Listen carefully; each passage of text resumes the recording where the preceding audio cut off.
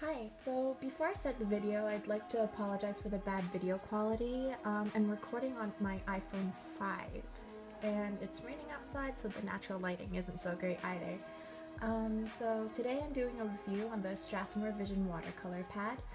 It's something new that they came out with and I wanted to try it out, and it's a really good time to buy it right now because like everywhere has a sale on it. It's probably like regular price when it's off sale, it's like $10–11, but at Curry's it was like $5.99 for the sketchbook. I know that Blick also has a sale on it right now, if you're in the States. So it's 300 GSM and 140 libs. It's 30 pages, a fair amount, I think. I kind of like it when there's less pages in a sketchbook because I have a lot of trouble finishing sketchbooks because I'm kind of a hoarder and I also hate looking at my old art. So there's that. I have the 6x9 inches one. It's like the cheapest one I think they have, just because I have no money, but you know.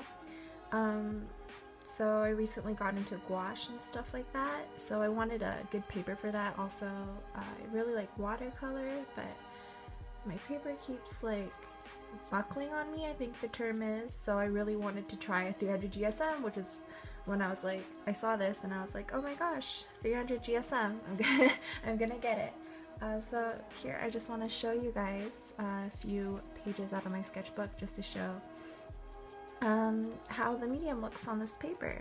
So, oh yeah, they have a first page that's like customizable, but I haven't really used it just because not a big fan of the first pages of sketchbooks because I feel like it's just such a huge pressure and I'm not mentally prepared to draw anything on it. So, but yeah, if you really did want to customize it, you just draw something on here. I feel like the demo they had like a pastel drawing or something like that.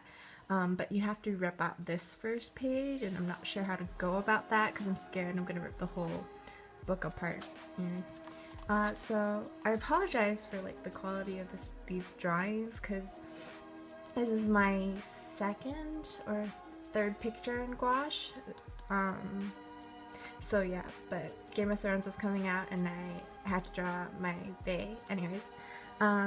So if you look here, you can see clearly which pages I've drawn on because there's like this U that's like really evident, but if you take the page individually, like it's not that bad at all. And like I really couldn't care that much about like the outsides flicking out, just because like as long as like the middle of the picture for me is, oh sorry, I just like kicked over my cell phone holder.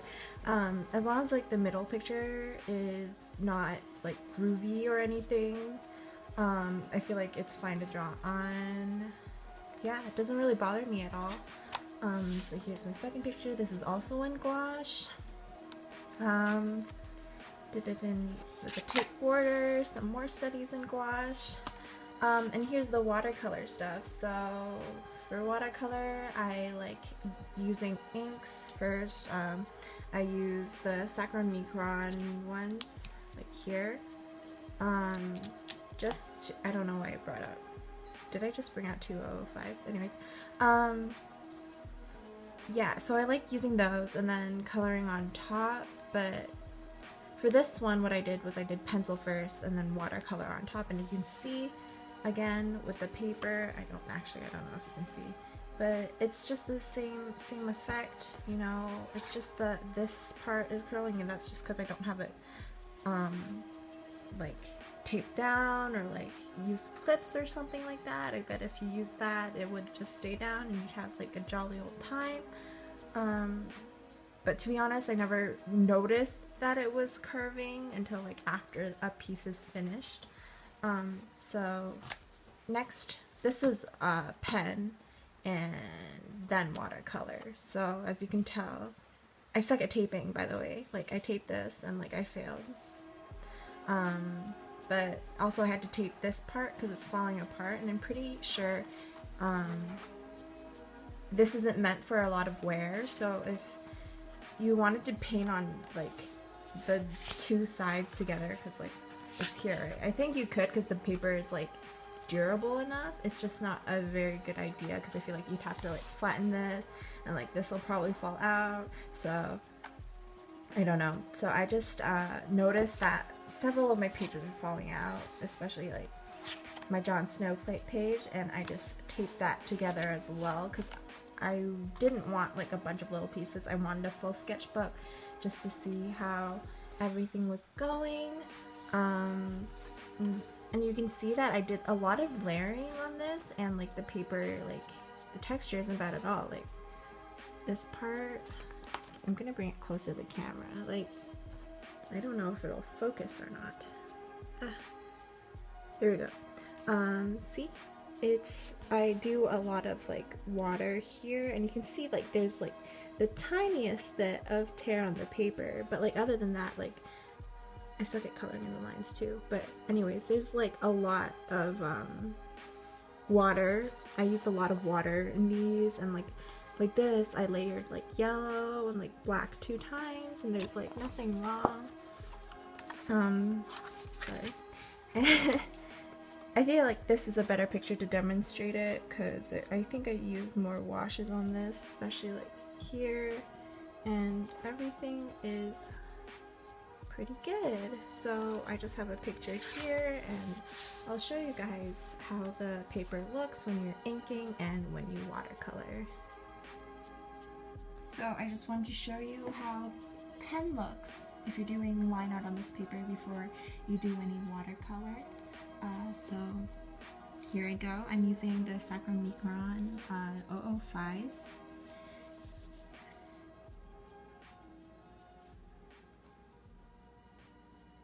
And I usually draw like fairly close to my sketchbook. Like my face is like literally glued to the sketchbook, so the lines probably better if I do something like that, but it's pretty close to what I normally do, so it shouldn't be that big of a problem.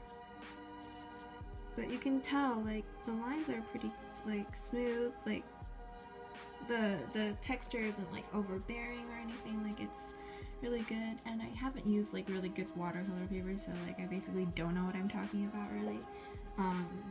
But I've had some really textured paper, and it's just not a good time when you're trying to ink. But I wouldn't suggest you to just buy this textbook for, not textbook, buy the sketchbook for just inking. If you're gonna do that, I'd suggest you try like maybe a mixed media paper. So I have something for comparison just to show. I have the Canson mixed media, and I'm too lazy to zoom out the camera again. And see, I tried watercolor on this paper, and you can clearly tell it's like a lot more groovy, like you can tell in real life basically. But if I show you the edge, like it crinkles there, and there's not even water there, you know. So it's like really evident on why you should get 300 GSM, even if you're a beginner. I mean, $6 isn't that big of an investment. But yeah, so inking and stuff, much easier. Oh, not much easier. It'll be better for you if you buy this kind of paper, just because it's cheaper, you know, you get like a lot more pages, same price, basically, if it's not on sale. So, yeah. Back to inking.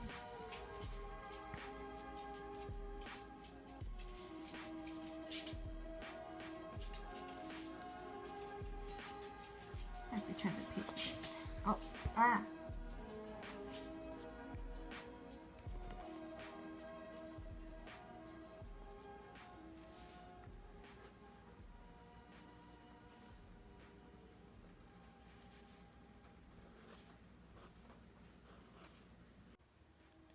So I finished the line art, and I'm just going to do a quick demo of watercolor on the hair. I don't have enough battery life, unfortunately, to do much else.